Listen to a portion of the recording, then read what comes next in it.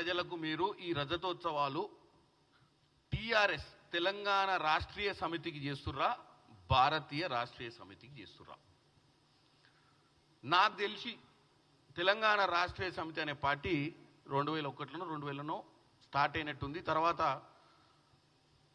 దాంతోటే మీరు అధికారంలోకి వచ్చి బాగా దోసుకున్న తర్వాత మీకు భారతదేశాన్ని పేరు పెట్టి భారతదేశాన్ని కూడా దోసుకోవాలన్న ఆలోచన వచ్చి టీఆర్ఎస్ని బీఆర్ఎస్గా మార్చిన మీరు మరి 25 సంవత్సరాల మీ కార్యక్రమం రేపు జరగబోయే 27వ తారీఖు సభ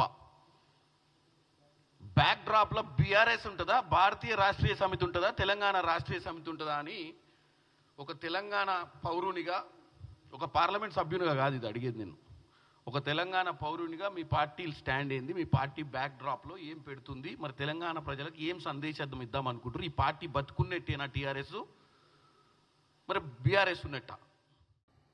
ఒక ప్రశ్న ఏంటంటే బీఆర్ఎస్కు 25 సంవత్సరాల, టీఆర్ఎస్కి 25 సంవత్సరాల? అంటే బీఆర్ఎస్ పార్టీ వచ్చైతే 2-3 సంవత్సరాలు అవుతున్నట్టుగానే అందరికీ తెలుసు.